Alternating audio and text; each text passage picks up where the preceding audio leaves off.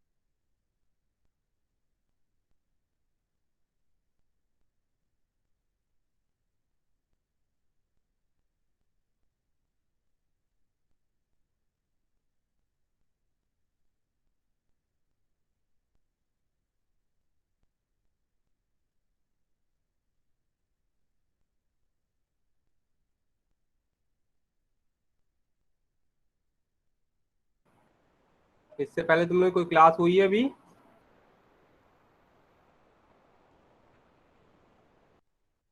Yes sir.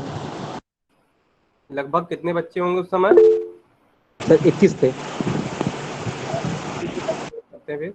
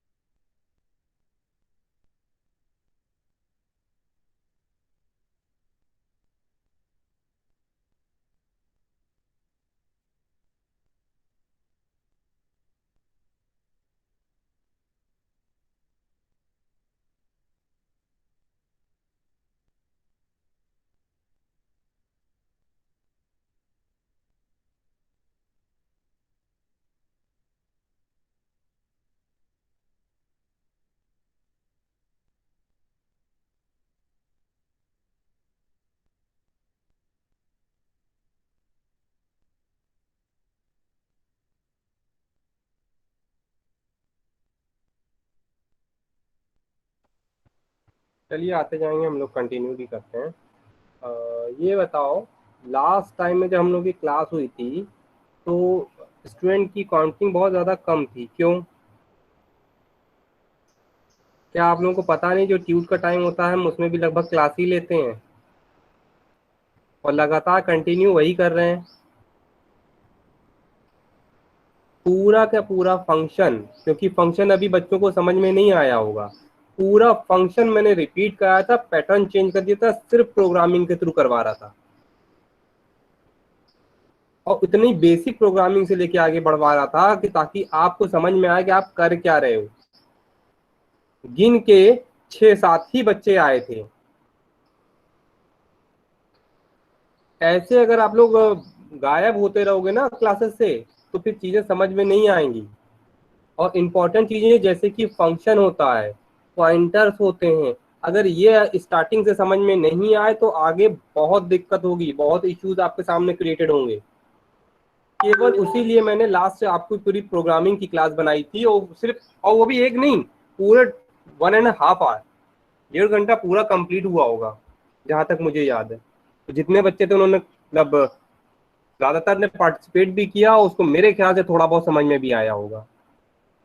जो चीज नहीं है और आप क्लास में नहीं आ रहे हो उसी के लिए हम प्रैक्टिकल करा रहे हैं, उसके बाद भी आप नहीं होगे तो उसी चीज डायरेक्टली समझ में नहीं आएगी। अगर आपके बैकग्राउंड मुझे पता नहीं, अभी बहुत ज्यादा आप फेस टू फेस कम्युनिकेशन नहीं हुआ है, तो मुझे ये भी नहीं समझ में आता है कि मैं जो असाइनमेंट देता हूँ या बोलता हूँ कि 100% आप लोग उसको कंप्लीट कर रहे हो या नहीं। उम्मीद यही कहते हैं कि भैया हमने कहा है प्रोग्रामिंग करो, इस चीज की प्रोग्रामिंग करो, इस तरह से करो, तो आप कर रहे होगे, मान के यही चलते हैं। तो अगर आप क्लास में आओगे नहीं तो आपको वो प्रोटोकॉल ही नहीं समझ में आएंगे कि आपको फंक्शन बनाना कैसे है। हमारे आगे पढ़ा देने से आपका क्या फंक्शन पता चलेगा कि आपको क्या हुआ और क्या समझ में आया, क्योंकि आगे की चीजें एक दूसरे से कोरिलेवेंट होती हैं।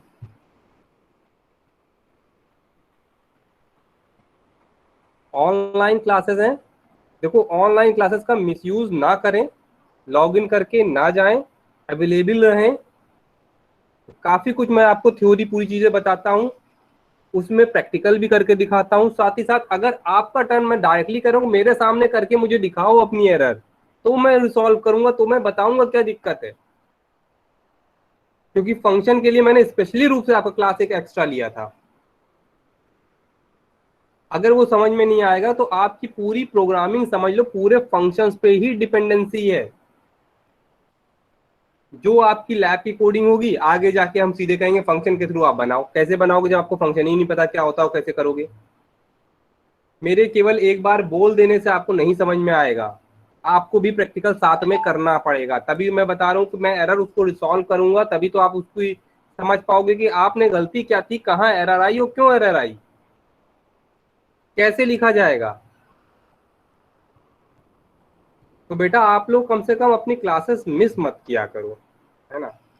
जब तक असल में हम लोग की कभी कभी छुट्टी होती है, वो एक सिनारियो अलग है कि हमने लिंक नहीं प्रोवाइड किया, हमारी छुट्टी है। लेकिन अगर हम लिंक प्रोवाइड कर रहे हैं 5 मिनट आगे पीछे अपने टाइम पे, आप लोगों को टाइम टेबल मिला हुआ है, देखो अगर तबीयत थोड़ी खराब भी है तो मत बोलो, कब एटलीस्ट ऑन करके आप पूरी चीजें देख सकते हो, सुन सकते हो, तो भी आपको कुछ परसेंट तो समझ में आएगा। दोबारा जब आप रिकवर करोगे थोड़ा प्रॉब्लम से, तो आप उसको दोबारा से अप्लाई कर सकते हो, उस प्रोग्रामिंग को अप्लाई कर सकते हो, मुझसे पूछ सकते हो।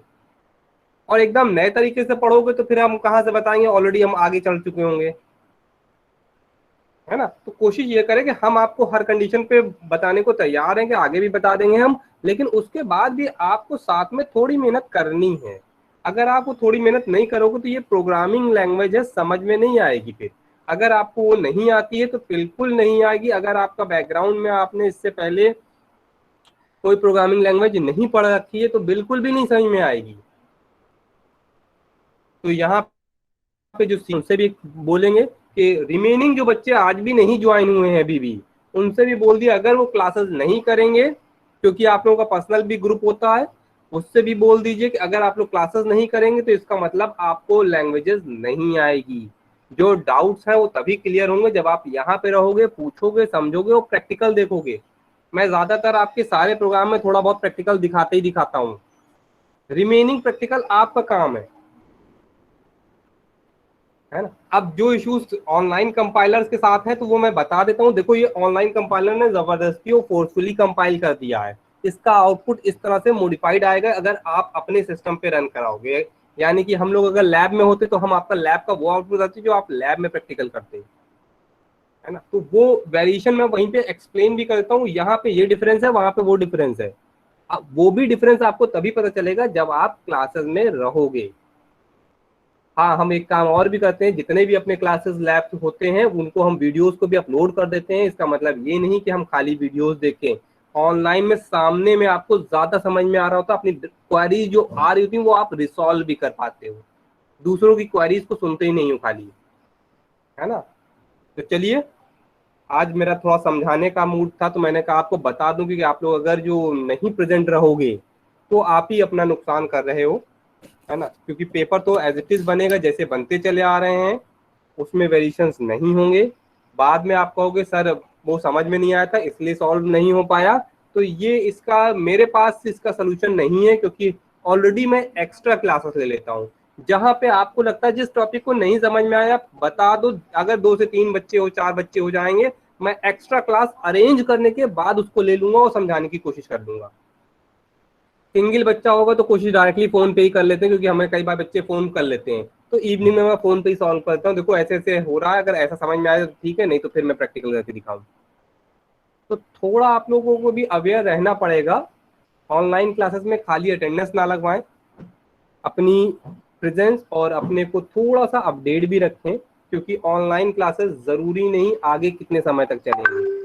हो सकता है 1 2 4 महीने 6 महीने साल भर चल जाएंगे, उसके बाद क्या करोगे? कोरोना हमेशा नहीं रहने वाला है। आपको अगर ये लैंग्वेज नहीं आएगी तो आगे ऑलवेज प्रॉब्लम फेस करनी ही करनी है, ये आप समझ लो।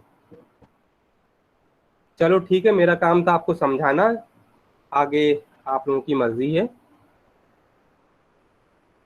आपकी हम कोर्स काउंटर से भी एक बार इंफॉर्मेशन दे देंगे कि भाई बच्चों से बोल दीजिए एक बार प्रेजेंट रहा करें, वो आपसे ज़्यादा अच्छा कम्युनिकेशन करेंगे।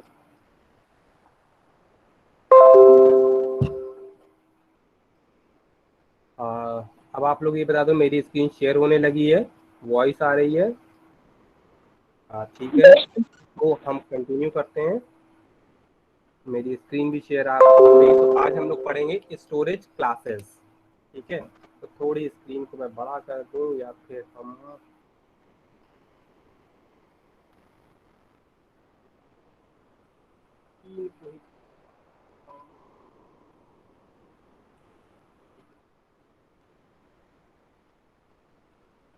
अभी एक स्टार्टिंग में इस तरह से रखते हैं ताकि हमें दोनों आपको चाहेगा वो भी एडिट कर देंगे। स्टोरेज क्लासेस की बात की जा रही थी, क्योंकि बिना स्टोरेज क्लासेस के सी का जो कॉन्सेप्ट है वो कंप्लीट नहीं होता है। तो स्टोरेज क्लासेस की जब भी हम बात करते हैं तो हमारे सी के अंदर 4 types of storage classes availability में रहते हैं।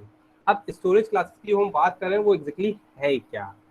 अब यहाँ पे जो सबसे पहला वाला पैराग्राफ है वो पूरे स्टोरेज क्लासेस को एक्सप्लेन कर रहा है, तो हम बहुत ध्यान से समझेंगे कि क्या चीजें हैं।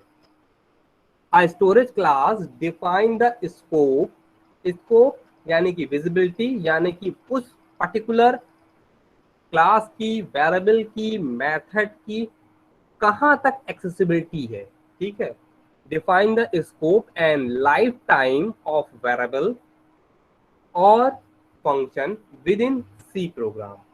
यानी कि अभी तक हम लोग जो इंटीजर फ्लोट डबल डिफाइन कर रहे थे, ये हमारे क्लासेस में कहाँ तक इनकी स्कोप अवेलेबिलिटी है, कहाँ तक इनका जो वैल्यू स्टोर करते हैं इनके अंदर, वो कहाँ तक विजिबिलिटी में आ रहा है, और कब कब हम उनकी कहाँ कहाँ से उस वैल्यूज का यूज कर सकते हैं, कहाँ तक रिस्ट्रिक्शंस हैं, ये सारी चीजें हमें स्टोरेज क्लासेस डिफाइन करते हैं। अगर हम बात करें तो कितने हैं, तो ऑटोमेटिकली आपको इतना तो दिख गया होगा। 4 टाइप्स के अवेलेबिलिटी में आते हैं हमारे पास सी में। ऑटो आता है, रजिस्टर आता है, स्टैटिक आता है और एक्सटर्न आता है। अगर कॉपी पेन लिखे हुए हो तो फिर लिख लो, क्योंकि आपके पास वाइवा से लेके एक थ्योरी का बहुत बेटर क्वेश्चन बनता है। स्टोरेज क्लासेस क्या होते हैं, what is storage classes, explain with the help of examples. तो आपको सबसे पहले स्टोरेज क्लासेस के नाम रटे होने चाहिए, ऑटो, रजिस्टर, स्टैटिक और एक्सटर्न। ये 4 हमारे पास स्टोरेज क्लासेस हैं, और इन स्टोरेज क्लासेस को हम बार 1 बाय 1 इंडिविजुअली पढ़ते जा रहे हैं। अब यहाँ पे देखेंगे, ऑटो का मतलब ऑटोमेटिक हो गया। Automatic variables are allocated memory, जो वेरिएबल्स होते हैं उनकी मेमोरी एलोकेट की जाती है, कैसे? Automatically at run time, run time पे ही इनकी मेमोरी अलोकेट की जा रही होती है। The visibility of the automatic variable is, clear cut यहाँ पे मेंशन किया है कहाँ तक विजिबल है ये, लिमिटेड टू द ब्लॉक, यानी कि आपकी जो भी ऑटोमेटिक वेरिएबल्स होते हैं वो एक ब्लॉक में ही विजिबल होते हैं जिसमें वो डिफाइन किए गए हैं, in which they are defined. The scope of automatic variable is limited to the block in which they are defined. Automatic variables are initialized to garbage by default. अब यहाँ पे ये वाली लाइन तो रिपीटेड हो गई है, तो मैं इस वाली लाइन को आपके लिए स्पेशली रूप से हटा देता हूँ, और यहाँ पे ये देखो, the automatic variables are initialised to garbage by default garbage से इनिशियलाइज होते हैं। लेकिन एग्जैक्टली अभी आपको मैं कहूंगा कि आप प्रोग्राम्स को रन कराओ और उसमें गार्बेज देखो, तो गार्बेज अभी आपको जितने भी मैं प्रोग्राम रन कराऊंगा यहाँ ऑनलाइन में सब में 0 0 0 वैल्यूज दिखाई दे रहा होगा, क्योंकि यहाँ के जो कंपाइलर्स तो काफ़ी एडवांस होते हैं, वो अपने हिसाब से वैल्यूज को इनिशियलाइज कर देते हैं, लेकिन हमें याद रखना है कि जैसे ही हम अपने सिस्टम पे, लोकल सिस्टम पे इनको रन कराएंगे पहले वाले कंपाइलर्स के थ्रू, तो वहां पे इनकी वैल्यूज जो है गार्बेज से इनिशियलाइज होती है।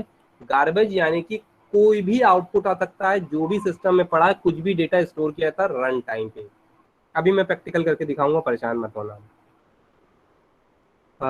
The memory assign to automatic variables get freed upon, अब यहाँ पे देखो क्लियर कट में मेंशन कर दिया मैंने, इसलिए ये भी हाईलाइट कर दिया है, आउटसाइड द ब्लॉक। आप केवल जो है अपनी इसकी मेमोरी कहाँ तक होती है, जो sorry memory assign to automatic variable get freed, अगर हम इस ब्लॉक के बाहर यूज करेंगे तो उसका यूज नहीं कर पाएंगे। जो यहाँ वाली लाइन लिखी थी उसी को मेंशन दोबारा से कर दिया, क्योंकि इसकी जो मेमोरी की बात की जाती है, जैसे ही हम इस पर्टिकुलर ब्लॉक से बाहर आते हैं, आउटसाइड द ब्लॉक आते हैं, तो वो मेमोरी रिलीज कर दी जाती है, उसका कोई मतलब नहीं होता, क्योंकि हमारा ऑटोमेटिक वेरिएबल का वर्क कंप्लीट हो चुका होता है और आउटसाइड आते ही हम इसकी मेमोरी से अलग हो जाते हैं, मीनिंग नहीं होती, हमारा काम खत्म हो चुका होता है। तो हमारा वो जो मेमोरी या फिर कोई डेटा एक्स्ट्रा पड़ा भी है तो एज ए गार्बेज की तरह से ट्रीट किया जाएगा, नॉर्मल मेमोरी की तरह से नहीं ट्रीट किया जा रहा होगा। The keyword is use for defining automatic variable is auto, यानी कि आप इसको लिखने के लिए क्या यूज करोगे, ऑटो लिखोगे। और सबसे ज्यादा इंपॉर्टेंट चीज जो सबसे नीचे वाली लाइन मेंशन किया गया है, every local variable is automatic, यानी कि अभी तक आप जितने भी वेरिएबल्स डिक्लेयर करते चले आ रहे हो, जैसे कि int a b c d, वो सारे हमारे क्या हैं, वो ऑटोमेटिक वेरिएबल्स हैं। यानी कि अगर आप कोई ऑटो कीवर्ड नहीं लगाते हो तो वो variables by default automatic treat किए जाते हैं। यानी कि ऊपर आपने 4 टाइप के क्लासेस देखे हैं, उन चारों में से अगर आपने कोई भी कीवर्ड यूज नहीं किया है तो आपका वेरिएबल किस तरह का होगा, बाय डिफॉल्ट ऑटोमेटिक क्लास को वो बिलोंग कर रहा होगा, यानी कि ऑटोमेटिक वेरिएबल्स होगा वो। यहाँ पे एक छोटा सा प्रोग्राम मेंशन किया गया है, लाइब्रेरी मेरे ख्याल से अब आपको पता है, इंट मेन ये भी हमें पता है, इंट ए, क्यों ऑटो बिना यूज किए भी इंट ए का क्या मतलब हुआ कि हमारा ये इंट है ऑटोमेटिक वेरिएबल की तरह से ट्रीट किया जाएगा। तो a b c 3 automatic variables हैं और इनको यहाँ पे प्रिंट करा दिया गया है, ए बी सी तीनों है और तीनों को प्रिंट करा दिया गया है। और तीनों के बेस पे ये अगर हम डायरेक्टली प्रिंट करा रहे हैं क्योंकि इनके अंदर हमने वैल्यूज असाइन नहीं की है, तो रन टाइम पे ये क्या उठाएगा, गार्बेज वैल्यू। लेकिन अभी हम इसी प्रोग्राम को कॉपी पेस्ट करते हैं और आपको ये भी बता देते हैं कि अगर हम इसी को ही अपने इन यहाँ वाले यानी कि ऑनलाइन कंपाइलर पे जाएंगे तो मैक्सिमम टाइम पे जो मुझे उम्मीद है वो 0 ही प्रोवाइड करेगा। ये ऑनलाइन कंपाइलर आ गया, ये भी आ गया,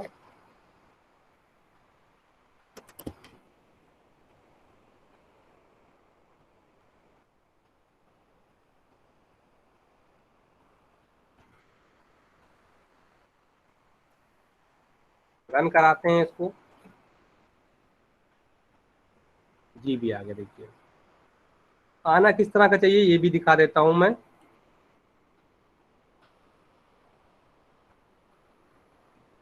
मेरे ख्याल से अब आप लोगों को यहाँ पे दिख रहा होगा, कुछ वैल्यूज ये मेंशन की गई है, कुछ वैल्यूज यहाँ पे पॉइंट में है।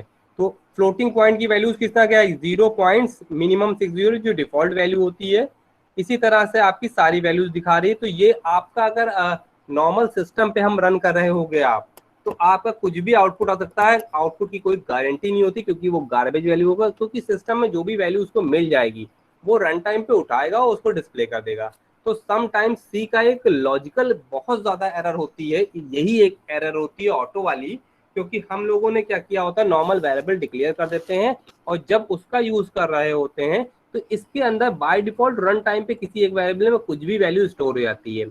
जब कुछ भी वैल्यू स्टोर हो जाती है और हम किसी दूसरे वेरिएबल के साथ प्लस माइनस एडिशन कुछ इस तरह का परफॉर्म कर रहे हैं तो वो लॉजिकल एरर की फॉर्मेट में डिस्प्ले होने आती है, यानी कि हमारा जो आउटपुट होता है, जो एग्जैक्टली आउटपुट आना चाहिए वो ना आके कुछ और आउटपुट आ रहा होता है। तो ऐसे सिनारियों में इश्यूज फंस जाता है। तो आपको ये ध्यान में रखना है, यहाँ पे ऑनलाइन कंपाइलर है तो फिर आपको सारा कुछ 0 दिखा रहा है, हो सकता है भी आप ऑनलाइन कंपाइलर से हट जाओगे तो फिर ये कुछ भी यहाँ पे कंपलसरी नहीं है कि 0 आए, कुछ भी डिस्प्ले हो सकता है। बस फ्लोटिंग पॉइंट है तो फिर फ्लोटिंग पॉइंट से रिलेवेंट कुछ डिस्प्ले होगा, पॉइंटों में आएगा। और अगर इंटीजर है उससे रिलेवेंट आएगा, फ्लोट है और कुछ भी जो करेक्टर है उनसे रिलेवेंट आएगा। ज़्यादातर करेक्टर के लिए जैसे आप होता है या स्ट्रिंग है तो फिर नल करेक्टर डिस्प्ले होता है। तो वापस हम उस पर जाते हैं, शायद एक और प्रोग्राम हो। ये देखो एक और प्रोग्राम अवेलेबिलिटी में है, इतना देखा है तो एक और प्रोग्राम देखते हैं हम ऑटो का।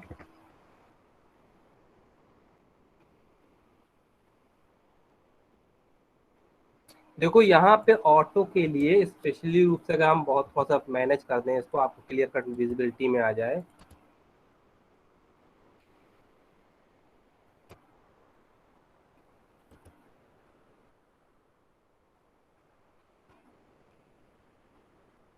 सारे बच्चों को प्रोग्राम साफ साफ दिख रहा है, विजिबिलिटी में है? सबसे पहले बताओ। Yes sir. अब इसमें एक चीज मैं और आपको क्लियर कट दिखा रहा हूँ, ध्यान से देखना। ये वाले ब्रैकेट जो अप्लाई किया गया है, इसकी कोई भी ऊपर बॉडी आप नहीं बनी हुई है, यानी कि इसका नेम और डिक्लेरेशन नहीं है, लेकिन सिर्फ बॉडी क्रिएटेड है। तो आप ऐसे भी बॉडी बना सकते हो इसका बिना नेम के भी। तो अब यहाँ पे हम समझेंगे कि ये क्या हो रहा है। ऑटो वेरिएबल्स हमारा ए डिक्लेयर किया गया है जिसके अंदर 10 है, एक आई वेरिएबल ले लिया गया है, ठीक। अब ए को हमने प्लस प्लस आई करके प्रिंट किया, यानी कि प्रिंट करने से पहले एक इंक्रीमेंट कर दो। अगर यही प्लस इस साइड में लिखे होते तो प्रिंट करने के बाद इंक्रीमेंट करते, क्योंकि प्लस प्लस इस साइड में लिखे हुए हैं तो फिर एक पहले इंक्रीमेंट करेंगे और फिर उसको प्रिंट कर देंगे, यानी कि 11 वैल्यूज यहाँ पे डिस्प्ले होगी अभी जब हम प्रोग्राम रन कराएंगे। इसके बाद अंदर आते हैं, इसमें ए की वैल्यू 20 कर दी गई है, ठीक। 20 करने के बाद अब यहाँ पे ध्यान से देखो, i is less than 3, i की वैल्यू इनिशियलाइज कर दी गई है। तो अब ये रन टाइम वाला इशूज खत्म हो जाएगा, इशूज नहीं आएगा क्योंकि i में पहले से ही 0 डाल दिया है और i लेस देन 3 है, यानी कि 3 टाइम्स रन करेगा। तो फिर 3 टाइम्स 20 रन करना चाहिए। आउटपुट क्या आएगा यहाँ पे 20। अब आप में से कोई एक ये बता दो कि यहाँ पे जो इस बॉडी के बाहर डिफाइन किया गया है ये ए वेरिएबल, इसकी वैल्यू क्या आएगी? और ये वेरिएबल और ये वेरिएबल क्या रन टाइम पे एरर देंगे या कंपाइल टाइम पे एरर दे देंगे या एरर देंगे? क्योंकि दो एक साथ वेरिएबल डिक्लेयर कर दिए गए हैं सेम नेम के, वो भी मेन के अंदर। क्या किसी को ये प्रोग्राम समझ में आया है, आ रहा है?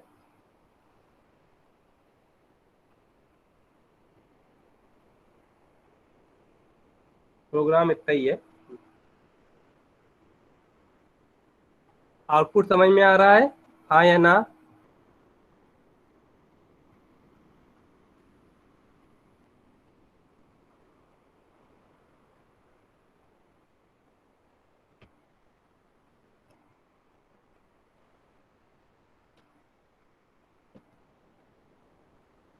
फटाफट बताओ भाई।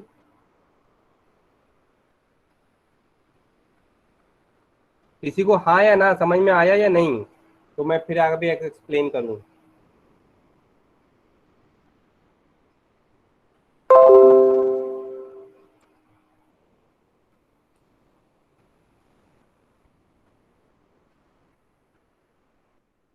अरे आप लोग हो ऑनलाइन? Yes sir. तो यही बता दो कि इतनी देर में मुझे इतना तो समझ में आ गया, किसी को समझ में नहीं आया तो ना तो बताओगे कि सर नहीं समझ में आया। चलो फिर से देखते हैं, कहाँ पे देखेंगे हम लोग, इसको पढ़ेंगे थ्योरी, जो स्किप कर दिया। ठीक, थ्योरी में कहाँ कहाँ कौन कौन सी चीजें सबसे बाय इंपॉर्टेंट है। अगर हम कोई भी वेरिएबल डिक्लेयर कर देते हैं तो वो ऑटो होता है। ऑटो की memory automatically at run time पे इनिशियलाइज हो जाती है।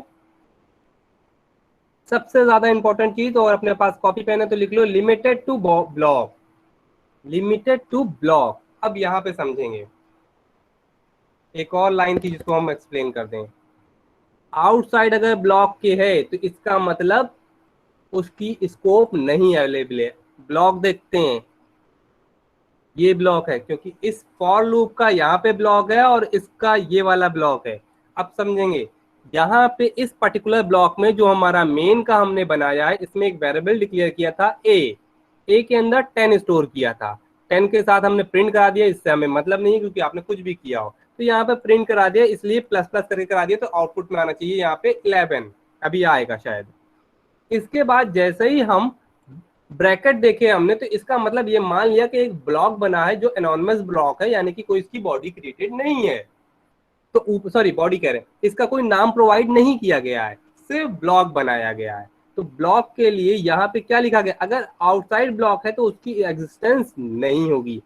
ब्लॉक के अंदर आके हमने ए को 20 से असाइन किया, लेकिन ध्यान से देखेंगे कि हमने इस ए से पहले भी इंट अप्लाई कर दिया है, यानी कि ये वाला ए यहाँ पे जो हाईलाइटेड है ये ए और ये ए दो डिफरेंट ए हैं, इनको दो डिफरेंट मेमोरी लोकेशन एलोकेटेड की जाएंगी। और ये वाला ए का एग्जिस्टेंस कब तक है, जब तक कि ये ब्लॉक से बाहर नहीं आया। सिर्फ 3 टाइम्स जब तक ये लूप चलेगा तब तक ये 20 लगातार प्रिंट करेगा।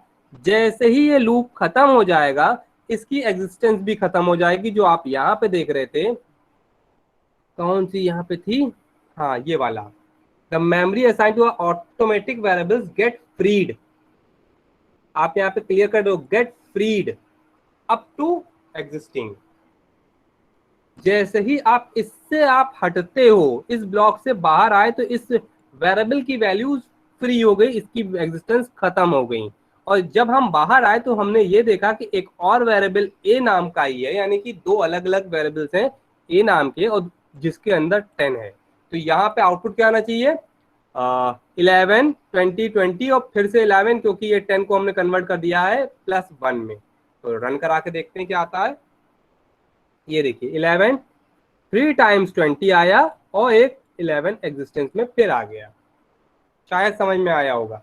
आपको इस ब्लॉक पे बहुत ज्यादा ध्यान देना है, यही फंक्शन में भी काम आता है, यही स्कोप कहलाता है, यही लोकल वेरिएबल है। ये वाला आपका लोकल वेरिएबल ट्रीट कराया जाएगा इस पर्टिकुलर ब्लॉक के लिए। और सारा खेल सिर्फ इस वेरिएबल के स्कोप का ही है, फंक्शन के स्कोप का ही है, मेथड के स्कोप का ही है। जितने भी स्टोरेज क्लासेस बनाए हैं वो उन्होंने इसीलिए डिफाइन किए गए हैं। शायद समझ में आया हो अभी ये, ठीक है। Yes sir. आगे भी कंटिन्यू कर रहे हैं हम। अगर कोई चीज ना समझ में आए तो बीच में ही पूछ लेना, फटाफट अभी पूछ लो, फिर आगे हम कंटिन्यू कर ले रहे हैं। ये दोनों चीजें हमने बता दी आपको। अब आ गया स्टैटिक क्लास, ये भी बहुत ज्यादा इंपॉर्टेंट हो जाता है। अब स्टैटिक क्लास की बात कर रहे हैं तो फिर हम स्टैटिक क्लास में क्या है, the static variables are used within function files as local static variables. यानी कि हम स्टैटिक कीवर्ड का नॉर्मली, जैसे भी हमने इंटीजर ए यूज किया था तो स्टैटिक इंट ए इस तरह से नॉर्मली यूज कर लेंगे, वो भी हमारे लोकल वेरिएबल्स की भी तरह से भी ट्रीट किए जाएंगे। और इनको आप ग्लोबल वेरिएबल्स की तरह से भी ट्रीट कर सकते हो, चाहे लोकल बना लो चाहे ग्लोबल बना लो, आपकी मर्जी। यानी कि स्टैटिक पे कोई रिस्ट्रिक्शंस नहीं अप्लाई किए गए हैं। Static local variable is a local variable that remains the storage its value between function call and block। अब यहाँ पे इंपॉर्टेंट हो जाती है, जो हमने फंक्शन कॉल्स किए हैं और ब्लॉक्स की बात की जा रही है, तो इजीली आप स्टैटिक वैल्यूज को सेंड कर सकते हो और वापस जहां तक भेजनी थी आप वहां तक आपने भेज सकते हो आराम से, वहां पे कोई इश्यूज नहीं आएगा। Remain visible only to the function और block in which that defined. लेकिन इतना ध्यान में रखना है कि आप सिर्फ अगर हमने मेन से किसी फंक्शन को कॉल किया है तो आप वैल्यूज को सेंड कर सकते हो और उसकी वैल्यू याद रखी जाएगी, रिमेन की जाएगी। अदरवाइज नॉर्मल लोकल वेरिएबल की तरह से रिमूव हो जाएगी उसकी भी वैल्यूज, अगर आपने अलग अलग यूज किया है तो। Static global variables are global variables visible to the, अब यहाँ पे स्पेशली रूप से हाईलाइट भी किया है, visible only to the file in which it is declared. अगर आपने कोई इस मेन के ऊपर यहाँ पे कोई वेरिएबल्स डिक्लेयर किया स्टैटिक टाइप का, तो वो ग्लोबल वेरिएबल ट्रीट किया जाएगा, क्योंकि इसका स्कोप इस पूरी फाइल में होगा। ध्यान रखिएगा यहाँ पे इन्होंने कीवर्ड स्पेशली रूप से ये फाइल बताया है। फाइल यानी कि जहां पे आप प्रोग्राम करो, अगर मेरा कर्सर विजिबिलिटी में, तो जिसमें आप प्रोग्राम करो जितनी फाइल है आपकी, उस पर्टिकुलर फाइल तक ही केवल विजिबल है, ठीक है। The default value of static, अगर हमारा स्टैटिक है उसकी डिफॉल्ट वैल्यू कितनी है 0, अदरवाइज नल। यानी कि नल के केस किस में अगर स्ट्रिंग होगा तो फिर नल की तरह से ट्रीट किया जाएगा, अगर इंटीजर है तो फिर हमारा जीरो की तरह से ट्रीट की जा रही होगी वैल्यूज।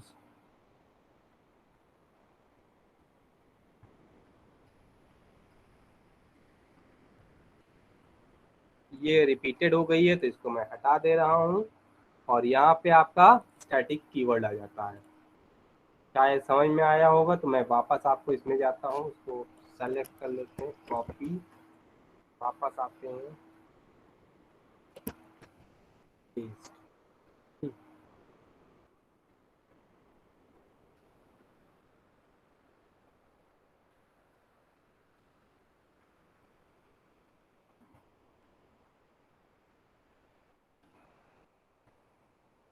तो यहाँ पे भी देखेंगे, यहाँ पे हमने कोई स्टैटिक कीवर्ड का यूज हमने प्रोग्राम सही रखा है।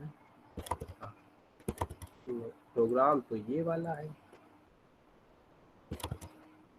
यहाँ पे कौन सा प्रोग्राम आ गया भाई, ये आ गया। ध्यान से देखेंगे तो सारे हमारे पास स्टैटिक कीवर्ड्स यहाँ पे यूज किए गए हैं, और जितने भी स्टैटिक कीवर्ड्स यूज किए गए हैं सारे क्या है, ग्लोबल वेरिएबल्स हैं।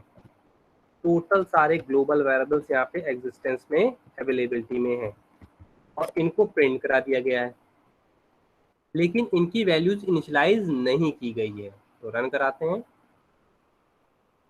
अब देखो, सी आई और एफ, सी आई और एफ तीन की तो वैल्यू क्या है, ये स्ट्रिंग में क्योंकि एरे है, तो अगर हम एरे दे देंगे तो यहाँ पे जो एरर आ रही है वो आएगा नहीं, लेकिन ये आप नल नहीं देख पाओगे, क्योंकि यहाँ पे स्ट्रिंग के फॉर्मेट में जो यहाँ पे स्ट्रिंग दिया गया है, तो यहाँ पे बताया जा रहा है कि अगर कुछ नहीं होगा तो फिर नल वैल्यूज होगी। और अगर हम यहाँ पे इस एस को डिफाइन कर देंगे और फिर रन कराएंगे तो आउटपुट में एरर ना आके सीधे सीधे तीन की वैल्यूज आएगी, क्योंकि नल को प्रिंट कराने का कोई मतलब नहीं उठता है, तो इसलिए वो नल को डिस्प्ले नहीं कर रहा है। तो इसी वजह से यहाँ से इस नल की वैल्यूज को अगर आप हटा के प्रिंट करा रहे हैं तो वो वार्निंग के साथ डिस्प्ले कर रहा है कि भाई आप अगर नहीं प्रिंट करा रहे हो नल की वैल्यूज और यहाँ पे आपने दिया है, तो यहाँ पे कुछ ना कुछ नल वैल्यूज ट्रीट की जा रही होगी। ठीक है, तो स्टैटिक है तो स्टैटिक की वैल्यू बाय डिफॉल्ट इन्होंने सारी 000 इनिशियलाइज कर ली, जितनी भी हमारे पास वैल्यूज अवेलेबिलिटी में थी। शायद समझ में आया होगा स्टैटिक की केस में। एक छोटा सा और प्रोग्राम, जहां पे पूछना हो वहीं पे रोक के पूछ लेना।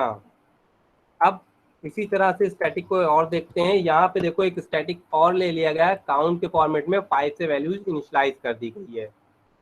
मेन में आए, मेन के अंदर वाइल लूप चला दिया गया है, और वाइल लूप के अंदर एक फंक्शन कॉल किया, यानी कि एक फंक्शन बना हुआ है, जो ये फंक्शन है इसके अंदर वॉइड वैल्यूज है, यानी कि कोई भी वैल्यूज सेंड नहीं की गई है। तो यहाँ पे भी देखो वॉइड लिख दिया, लिखो चाहे ना लिखो कोई फर्क नहीं पड़ता है वॉइड से। इंटरनल, इस स्टैटिक को एक और डिफाइन किया गया, यानी कि इंटरनल, ये लोकल स्टैटिक इंट है। यहाँ पे काउंट है और यहाँ पे इंट लिया गया है जो लोकल है, आई प्लस प्लस किया गया है, यहाँ पे आई की वैल्यू को डिस्प्ले किया गया है, और फाइनली आउट काउंट को भी यहाँ पे डिस्प्ले कर दिया गया है। तो रन कराते हैं, क्योंकि ये बार बार ये प्रिंट करेगा, कॉल करेगा और प्रिंट करेगा जब तक काउंट माइनस माइनस ना हो जाए। और काउंट को यहाँ पे क्या, काउंट को माइनस पे चलन कराया है, काउंट की वैल्यू 5 है, काउंट माइनस माइनस होता जा रहा है और रन करेगा। तो ठीक है, इसको हम रन कराते हैं। 3210, 3210। अब यहाँ देखेंगे आई की वैल्यू कितनी है, 5, फिर आई में प्लस किया गया है और प्रिंट किया, यानी कि हमारे पास ऊपर भी वैल्यूज अवेलेबिलिटी में है। 5 के बाद यहाँ पे 6 आ गई मेन में, इंट लिख दोगे तो एरर नहीं आएगी, और रन करा लोगे तो लगातार आपकी 6, 7, 8, 9 एंड 10 डिस्प्ले कर दी गई है यहाँ पे वैल्यूज, क्योंकि यहाँ पे प्लस करने के बाद यहाँ पे काउंटिंग आई है, इसलिए डिस्प्ले हो गई है। और इसकी वैल्यू के बाद काउंट की वैल्यू, काउंट जो कि ग्लोबल था इसलिए यहाँ पे भी एग्जिस्टेंस में आ रहा है, और उसकी वैल्यू प्रिंट हो रही है। अगर आप एक काम और करो, इसी को ही यहाँ से कॉपी कर लो, और इस काउंट के बाद फिर से यहाँ पे कहाँ गया,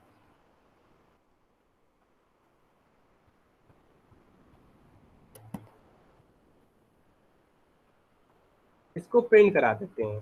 तो यहाँ पे एरर आनी चाहिए और यहाँ पे प्रिंट हो जाना चाहिए। तो सबसे पहले रन करा के एरर निकालते हैं कि एरर है कि नहीं आई, क्योंकि ये हमारा एज ए स्टैटिक है। तो वेरिएबल्स 5 इंच में असाइन किया गया है जिसकी वैल्यू इंक्रीज कर रही है। अब ये जो है ऑनलाइन प्रोग्राम में अटक गया है, तो एक काम और कर लो इसको।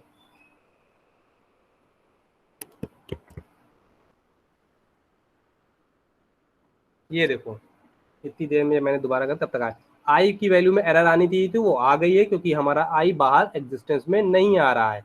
और अगर हम आई को हम यहाँ से हटा देते हैं, आई की वैल्यू हटा देंगे और काउंट को रन कराएंगे तो क्या होगा, आ गई वैल्यूज -1।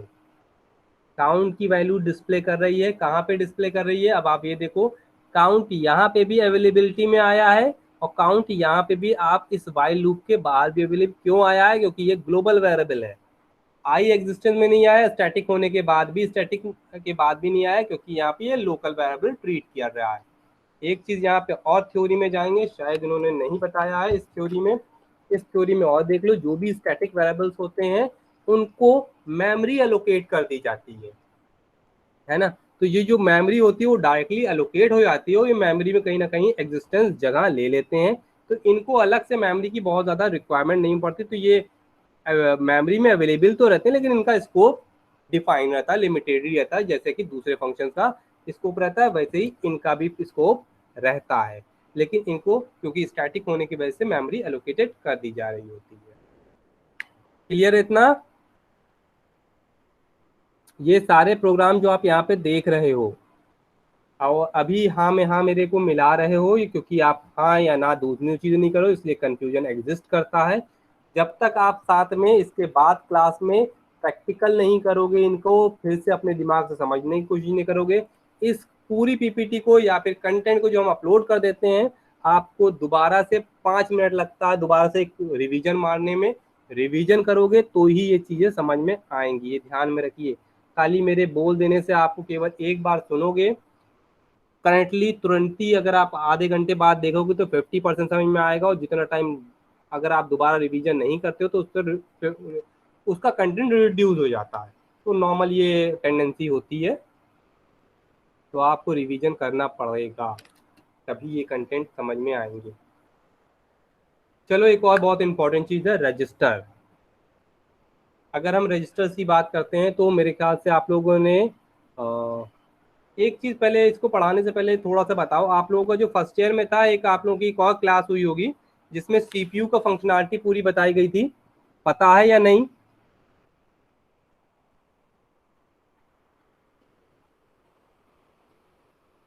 वॉइस आ रही है मेरी?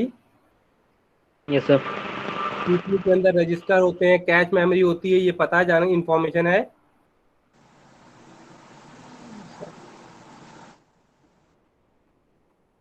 अरे हाँ ना में तो बताओगे कि ये सर पता पढ़ा है। था लेकिन एक बार रिवाइज करा दीजिए।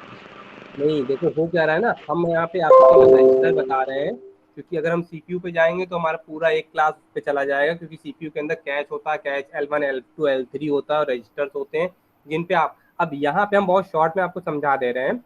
अगर ना समझ में आएगा तो फिर अलग से हम फिर देख लेंगे इस क्लास के लिए क्या करना है।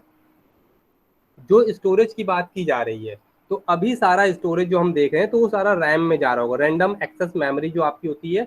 अगर आपने अपना क्या कहते हैं सीपीयू ओपन किया है कभी तो उसमें आपको एक बड़ी सी प्लेट दिखती है, इस पर रैम और रोम जैसा कॉन्सेप्ट होता है। तो रैम जो होती है वो हमारी बड़ी सी प्लेट होती है जिसको कहते हैं ना 56 MB की वो जीबी की रैम है, उतने इसकी 1 GB की 2 GB की रैम हमारे पास अवेलेबल है। तो इस तरह से रैम हमारे पास अलग से एक्सटर्नल होती है और फास्ट वर्किंग के लिए प्रोवाइड किया जा रहा होता है।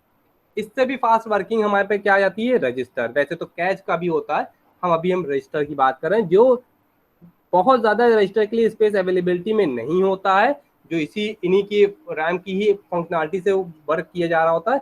और डायरेक्टली रजिस्टर पे कहीं स्टोरेज नहीं होती है, वैल्यू आती है, स्टोर की जाती है, वर्क करता है, आउटपुट जनरेट करके हटा दिया जा रहा होता है। तो यहाँ पे अगर हम देखें Register storage classes is used to define the local variables that should be stored in the register. इसका मतलब एक चीज और है, इस पे ना स्टोर करके अगर हम इस पे स्टोरेज कर रहे हैं तो हमारी वर्किंग बहुत ज्यादा फास्ट हो जाएगी रैम की अपेक्षा, क्योंकि हमें यहाँ से निकाल के भी इसी में स्टोर करना है आगे जाके, तब उस पर वर्किंग की जाएगी, और उसकी अपेक्षा हम डायरेक्टली इस पे स्टोर कर रहे हैं तो हमारा फास्ट वर्क हो जाता है। ज्यादातर जैसे काउंटर आपको जनरेट करने, काउंटर का प्रोग्राम बनाना, तो काउंटर के प्रोग्राम के लिए हम रजिस्टर वेरिएबल्स का यूज करते हैं, नहीं तो फिर नॉर्मल अपने रैम नॉर्मल वेरिएबल्स का यूज किया जा रहा होता है।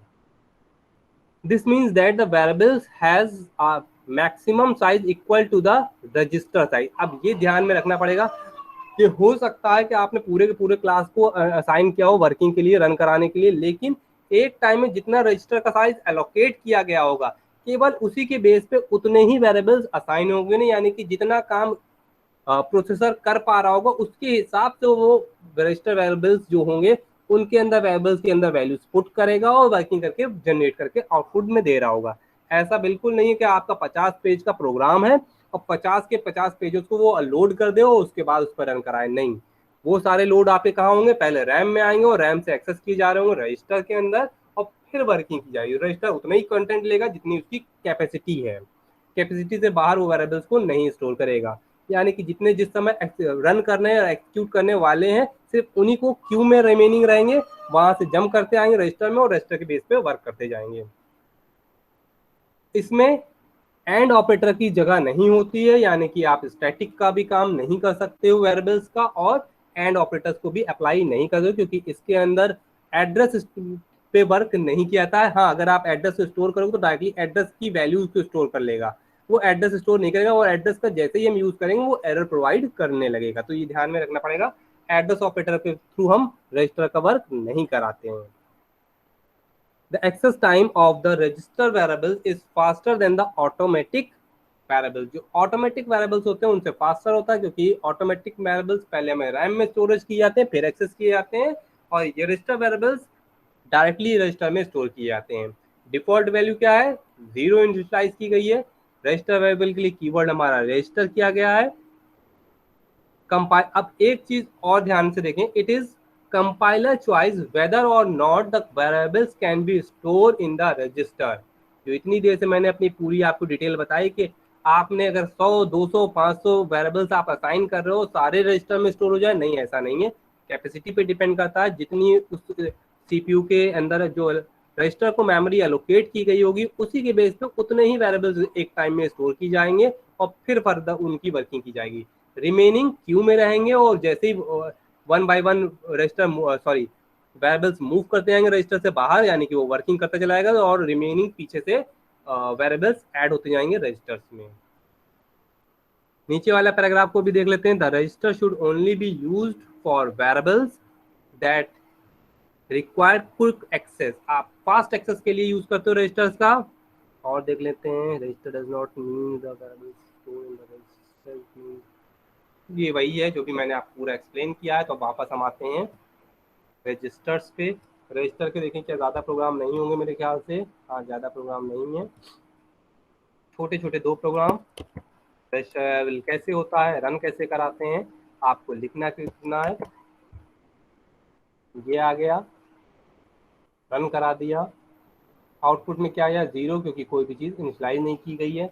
अगर आप कोई वैल्यूज प्रोवाइड कर देते हो और उसके बाद रन कराते हो तो वो वैल्यूज प्रोवाइड कर देगा, ये हमें ध्यान में रखना है। नहीं है तो फिर डिफॉल्ट वैल्यूज, अगर वैल्यूज दे दी तो वो वैल्यूज प्रोवाइड कर देगा। सिंपल, कोई और चेंजेस नहीं आए, रजिस्टर कीवर्ड अप्लाई हो जाना है बस। यहाँ पे एक और चीज जो भी आपको एक और इम्पोर्टेंट चीज वहां पे बताई थी उससे रिलेवेंट है एड्रेस। अगर हम इस वेरिएबल का एड्रेस असाइन करेंगे या एड्रेस प्रिंट कराने की कोशिश करेंगे तो क्या होगा, यहाँ पे देख लो एरर आ जाएगी, यानी कि आप उसको एड्रेस प्रोवाइड नहीं करा सकते हो, एड्रेस प्रिंट नहीं करा सकते हो उस पर्टिकुलर वेरिएबल्स का जिसको आप प्रिंट, जिसके अंदर वैल्यूज इनिशियलाइज करो, तो उसका एड्रेस पे आप काम नहीं करोगे। तो ये आपको ध्यान में रखना है, ठीक है, मना किया गया है और प्रोटोकॉल कहते हैं कि आप इस तरह से वर्क नहीं करा सकते हो। उम्मीद है रजिस्टर भी समझ में आया होगा। रजिस्टर सिर्फ इसलिए यूज करते हैं कि फास्ट वर्क हो, तो हम रजिस्टर का यूज करते हैं। रजिस्टर के लिए ज्यादातर काउंटर जो हमारे प्रोग्राम में चलते हैं, तो आपने देखा होगा अगर अक्सर वेबसाइट में काउंटर चलता रहता है, तो वो काउंटर जो है रजिस्टर चलाते हैं ताकि हमारा वर्किंग फास्ट हो सके। तो लेकिन वो भी डिपेंड करता है सीपीयू पे कि आपको उस रजिस्टर, उस वेरिएबल उसको एज ए रजिस्टर की तरह से ट्रीट करे और उसको फास्ट वर्किंग में कंपाइल कराए। Last one, external storage class. इसको हम स्किप करते हैं। स्किप क्या कर रहे हैं, थ्योरी, सीधे चलते हैं प्रैक्टिकल पे। समझते जाना है कि प्रैक्टिकल में हम कहाँ कहाँ एरर आ रही है और कैसे इसको समझना है, क्योंकि जितनी थ्योरी वहाँ पे डिफाइन किया गया है, क्योंकि मेरे को लगा कि वहाँ पे है तो 1 से 2 प्रोग्राम में समझ में नहीं आएगा। इनमें तो देखो कुछ नहीं करना, डायरेक्टली रजिस्टर को एक्सप्लेन करना था, वो समझ में आ रहा होगा। इसमें समझ में कम आएगा थ्योरी पढ़ोगे, इसका समझ में आएगा यहाँ से जहाँ से प्रैक्टिकल है। तो हम प्रैक्टिकल को पढ़ेंगे, यानी कि प्रैक्टिकल को समझेंगे, फिर हम थ्योरी को वापस में लास्ट में देखेंगे कि थ्योरी क्या कह रही थी, क्या जो हमने पढ़ा उससे थ्योरी मैच की। तो सबसे पहले हम यहाँ पे देखेंगे, कंट्रोल सी किया है मैंने यहाँ पे, कंट्रोल वी फास्ट वर्क के लिए। अब जो प्रोटोकॉल में कहता है, यानी कि कीवर्ड आपको कौन सा पता चल गया है, एक्सटर्नल यूज करना, तो एक्सटर्न यूज करना है। इंट ए वेरिएबल डिक्लेयर कर देना है। यहाँ पे ऑलरेडी यहाँ पे कह रखा गया है कि एरर आएगी। अभी एरर क्यों आएगी वो जनरेट कराएंगे, पहले मैं आपको एरर दिखा देता हूँ कि यहाँ पे नीचे दिखा दिया गया है अनडिफाइंड रेफरेंस टू ए। अब यहाँ पे क्या है, अनडिफाइंड रेफरेंस टू ए। तो एक और क्या कीवर्ड है, फिर से मैं इस कीवर्ड पे एम्फेसाइज करना चाहूंगा, एक्सटर्न। एक्सटर्न का मतलब है एक्सटर्नल। एक्सटर्न का मतलब है एक्सटर्नल, यानी कि कुछ बाहर से। बाहर से मीनिंग इस लाइन से मतलब ना रख के आपका कुछ कंटेंट इस जो बॉडी ब्लॉक है इसके बाहर से अवेलेबिलिटी में हो, यानी कि एक्सटर्न। अगर हम इंटरनली काम करेंगे और हमने नॉर्मल वेरिएबल डिक्लेयर किया है तो फिर वर्क नहीं करेगा। ये कह रहा है अनडिफाइंड रेफरेंस टू ए। ये एक्सटर्न कीवर्ड रेफरेंसिंग के लिए यूज किया जाता है, यानी कि ये कह रहा है कि कोई एक और इंट होगा जो आउटसाइड में डिक्लेयर किया गया एज ए एक्सटर्नल की तरह से, उसको आप यूज करोगे। जैसे कि मैं अगर आगे भी नेक्स्ट में भी दिखाऊंगा, तो यहाँ पे देखो इंट ए लिया है और उसको डिफाइन कर दिया गया है नीचे। तो इसी प्रोग्राम में अगर आप इसी एक्सटर्न को हम कॉपी करके ऊपर पेस्ट कर दें और एक्सटर्न कीवर्ड को हटा दें और फिर से सेम को रन कराएं, 0 आ गया, आंसर रन करने लगा। एक्सटर्न ने देखा कि यहाँ पे हमारे पास ए अवेलेबिलिटी में है, इसका मतलब ए कहीं ना कहीं डिफाइन किया गया है। उस ए को आपको जरूरी नहीं कि ए टॉप पे डिफाइन हो, अगर हम इसको कट करके डाउन साइड में पी पेस्ट करके रन कराएंगे तो क्या रन करेगा, हाँ, क्योंकि ये एक्सटर्नल सोर्स ढूंढ रहा है, हम बता रहे कहीं ना कहीं। अब आप कहोगे एक क्वेश्चन वैसे जनरेट होना चाहिए आप लोगों के पास, तो पहले आपसे पूछ लेता हूँ, फिर आपको उसका सोल्यूशन खुद ही बता दूंगा, क्योंकि उम्मीद नहीं कि आप लोग पूछोगे। कोई आपके पास क्वेश्चन इससे रेलेवेंट आया है कि एक ही बार हम एक ही साथ हम 2 वेरिएबल्स एक ही नाम के डिक्लेयर कर रहे हैं? कुछ ऐसा है आपके पास, कोई क्वेश्चन जनरेट हो रहा है इससे रेलेवेंट? हाँ या ना, फटाफट बताओ भाई। हम लोग का 1 घंटा छोटा पड़ जाता है, वो खत्म होने लगता है, इसलिए फटाफट बताओ ताकि हम लोग पूरी चीजें एक बार पढ़ पाए। पता है तो बता दो, नहीं पता है तो बता दो ना। इतने प्यारे बच्चे कहाँ मिलेंगे, कहाँ, बोलते ही नहीं। सर जी ने जो बता दिया वही फाइनल हो गया, या फिर वो भी ना सुना।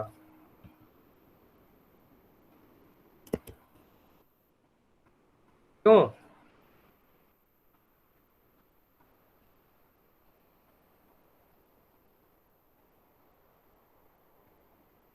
अब यहाँ पे देखो एक ए है, यहाँ पे वैल्यूज असाइन की गई है और इसको हम फिर रन कराने जा रहे हैं। एरर आ गई, क्यों एरर आ गई ये भी ध्यान देखेंगे। जो मैंने लाइन डिलीट कर दी उसमें क्या मेंशन था, वो कह रहा है कि आपने अगर एक्सटर्न कीवर्ड की हेल्प से कोई चीज डिफाइन किया है तो फिर वो वैल्यूज भी आप कहाँ डिफाइन होनी चाहिए, कहीं आउटसाइड में, ना कि आपके इस लोकल वेरिएबल की वैल्यूज आप यूज करोगे। आप इंटरनल वैल्यूज यूज ना करके आप एक्सटर्नल वैल्यूज यूज करोगे जो यहाँ पे दिख रही है। ये वो प्रोटोकॉल है जो भी आप ऊपर थ्योरी में पढ़ोगे, वही यहाँ पे दिखा रहा हूँ, ठीक है, सारे प्रैक्टिकल के साथ। एक्सटर्न कीवर्ड में आप वेरिएबल की वैल्यू डायरेक्टली मेन के अंदर जहां पे आप एक्सटर्न कीवर्ड की हेल्प से इस कीवर्ड को वेरिएबल को यूज करो वहां पे यूज नहीं करोगे। अब ये समझेंगे कि हम एक्सटर्न वेरिएबल्स यूज ही क्यों करते हैं। जब हमें एक बार यहाँ डिफाइन करना पड़ रहा है, एक बार यहाँ एक्सटर्न कीवर्ड के साथ फिर डिफाइन करना पड़ रहा है, और एक और इश्यूज आया कि वैल्यू तो हमारी बाहर है, तो फिर हम इसका यूज क्यों कर रहे हैं। कोई आंसर देगा? क्योंकि आपने पूछा नहीं है तो मेरे पास क्वेश्चन आ गया। एक्सटर्न कीवर्ड का यूज क्यों किया जा रहा है? Why we use extern keyword? क्योंकि अगर हम आपको यहाँ पे थ्योरी में अपने पास ले जाएंगे तो शायद उसमें इसका यूज नहीं, इसको डिफाइन नहीं किया गया। इसमें डिफाइन शायद आपको ना मिले, क्लियर कर बता रहा हूँ। ठीक, तो कोशिश आप करो, पूरी चीज बताइए। 2 बार एक्सटर्न, एक बार वेरिएबल आपने आउटसाइड डिक्लेयर किया है, फिर एक्सटर्न कीवर्ड के थ्रू यूज किया है। एक्सटर्न में अगर आप वेरिएबल में अंदर वैल्यू इनिशियलाइज करते हो तो वो भी एरर बता रहा है, आप वो भी काम नहीं कर सकते हो। तो ऐसा क्यों हो रहा है?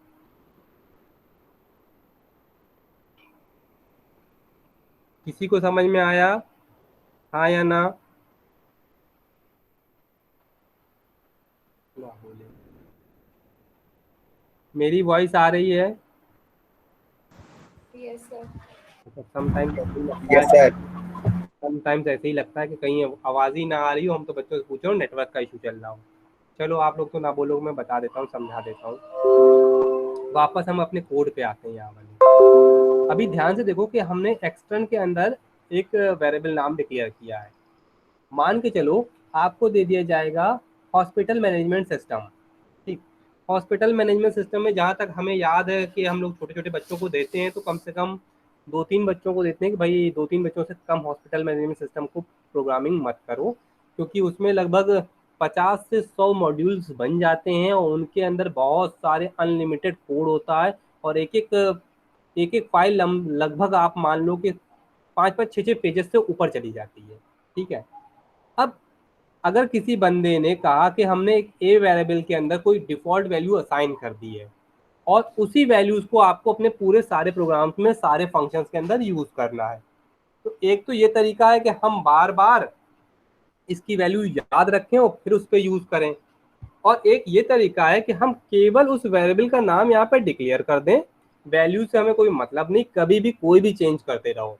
जिसका भाई जो हेड है वो अपनी ये वैल्यूज चेंज करता रहे, वो अपने प्रोग्राम को चेक करता रहे, हमें इससे मतलब नहीं है, हमें इसकी अंदर स्टोर वैल्यू से मतलब है। तो उसने अपना वैल्यूज काम कर दिया, यानी कोई वैल्यूज वेरिएबल बना दिया, उसके अंदर वैल्यूज इनिशियलाइज कर दी, उस वैल्यू जो भी यूज किया हो हमें इससे मतलब नहीं, हमें उसका यूज करना था वेरिएबल का, सॉरी उस वैल्यू का। तो यूज करने का एक ही तरीका है कि हम उसी के सेम नाम का वेरिएबल ले लें और कीवर्ड लिख दें एक्सटर्न, यानी कि जो भी किसी अदर पर्सन ने वैल्यूज इनिशियलाइज की है हम उसका यूज कर रहे हैं। एक्सटर्न ये बता रहा है कि ये वेरिएबल्स कहीं ना कहीं बना है जो ए नाम का एग्जिस्ट करता है, तो यहाँ पे जैसे ही एक्सटर्न मिलेगा तो कंपाइलर जंप करके आएगा इस 8 के पास, इस ए के पास, और इसके अंदर जो भी वैल्यू मिलेगी जैसे 8 उसको यहाँ पे प्रिंट करा दे रहा है। तो ये लार्ज प्रोग्रामों में यूज करने के लिए एक्सटर्न यूज किया था। नॉर्मली आप एक्सटर्न का यूज नहीं करोगे, जैसे कि आप लोग अपने प्रोग्रामों में देख भी रहे होगे, तो हम लोग इस तरह का बहुत ही कम यूज कर रहे होंगे, इस तरह का यूज नहीं करेंगे ज्यादातर। तो उम्मीद है कि समझ में आया होगा कि एक्सटर्न का आप नॉर्मल ना यूज करके कोई ऐसा हो कि आपका हेड वर्किंग में आपके साथ में काम कर रहा हो, वो आपसे ये कहे कि भाई ऐसा है कि जो काम किया गया है पूरा इसको जो है हम मैनेज करेंगे, आप प्रोग्रामिंग करोगे, इनपुट हम देंगे। तो इनपुट उसको देने के लिए एक्सटर्न कीवर्ड का यूज के लिए आप कहीं भी स्टार्टिंग में इनपुट दे दो, आंसर हमारा हिसाब से सही आएगा, कोडिंग हमारी एकदम सही है, तो फिर उसके बेस पे वर्क किया जा रहा होगा। सर्वर लॉस हो गया तो हम इसको रिफ्रेश कर लेते हैं।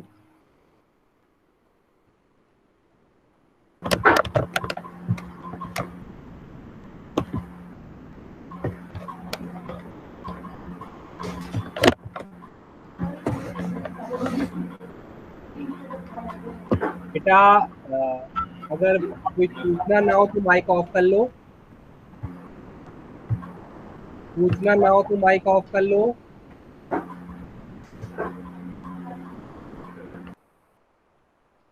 चलो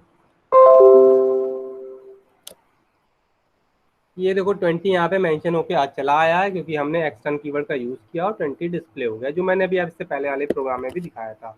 तो इसको भी मैं नेक्स्ट कर देता हूँ और यहाँ पे एक और एरर जनरेट करके दिखाता हूँ। एक और एरर यहाँ पे एग्जिस्टेंस में आती है। ध्यान से इस एरर को भी समझेंगे क्यों आई, और लास्ट में ही थ्योरी देखेंगे। अब ये देखो एक्शन कीवर्ड ए है, इस ए के अंदर वैल्यूज इनिशियलाइज कर दी, इंटरनल आए ए की वैल्यू को प्रिंट करा दिया गया है, ठीक। और इंट ए दोबारा से हमने डिफाइन कर रहे हैं, तो पहले इसको रन कराते हैं। एरर आ गई। एक बार आप ऑलरेडी डिफाइन कर चुके हो एक्सटर्न कीवर्ड को, उसके बाद आपने उसको इनिशियलाइज कर दिया है, तो क्या हर बार करते रहोगे? नहीं, हर बार नहीं करोगे। आपको ये काम नहीं करना है एन नंबर ऑफ टाइम्स। इसका मतलब ये नहीं था ऊपर नीचे दाएं बाएं कई बार आप वैल्यूज चेंज करते हो। आप वैल्यूज एक्सटर्न का मतलब क्या है, आपके हेड ने कोई वैल्यूज प्रोवाइड की होगी, आपको उसी का ही यूज करना है। बार बार अपने मन से वैल्यूज को चेंज नहीं करना है। यहाँ पे जो वैल्यूज थी, जैसे ही मैंने उसको ब्लॉक कर दिया और वो प्रिंट कराई, तो 10 आपका यहाँ पे देखो आउटपुट में ट्रेंड प्रिंट होके आ रहा है।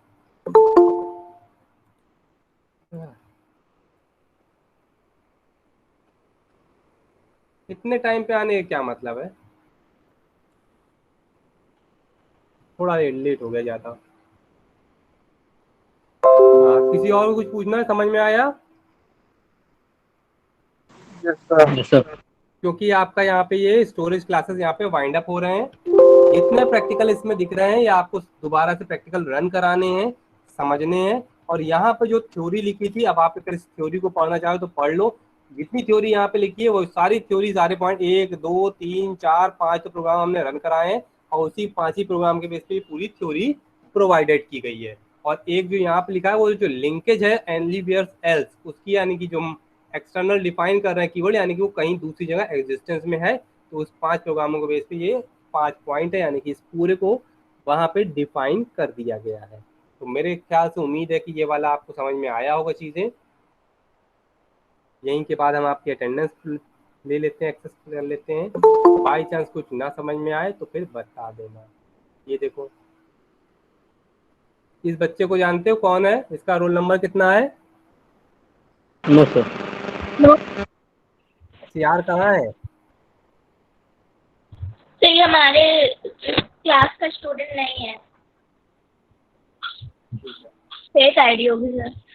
हाँ, तभी तो मैंने इसीलिए पूछा कि इतनी लेट का एंट्री कर रहे हैं। आज हमारी तारीख है 4, तो हम रिमेनिंग को क्या करते हैं, कितनी हमारे पास अवेलेबिलिटी में, तो हम लोग से 2 है, और दोनों के लिए हम हाइड कर देते हैं, और वहाँ पे आ जाएगी 4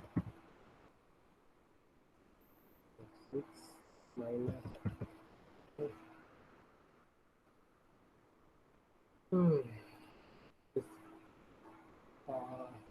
थोड़ा सा कर लेते हैं।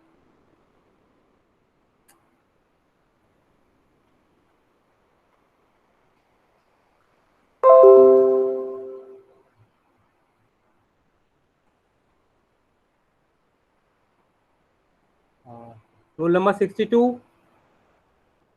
63 64। Yes sir. अच्छा,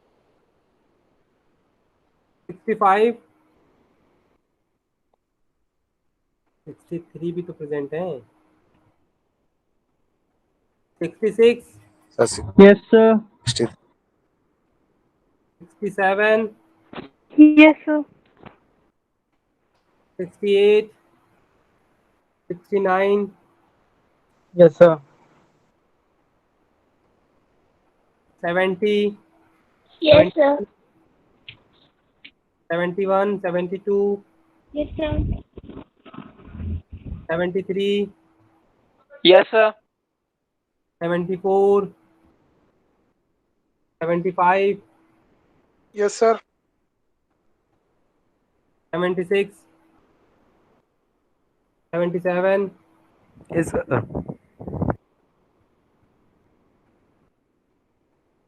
78 present sir. 80 Yes, sir. 81 yes sir.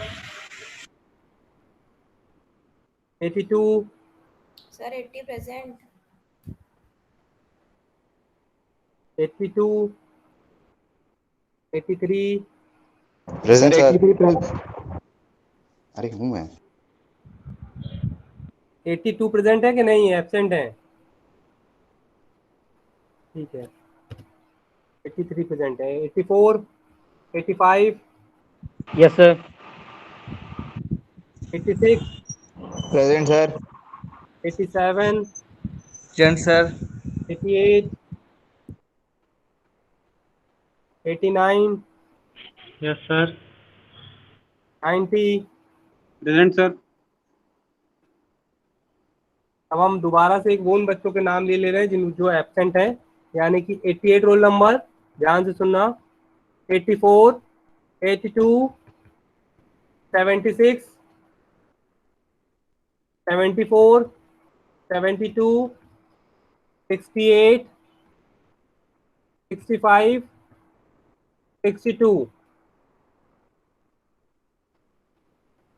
चलो ठीक है, फिर हम यहाँ पे स्टॉप प्रेजेंटिंग और आप लोग ये रिकॉर्डिंग और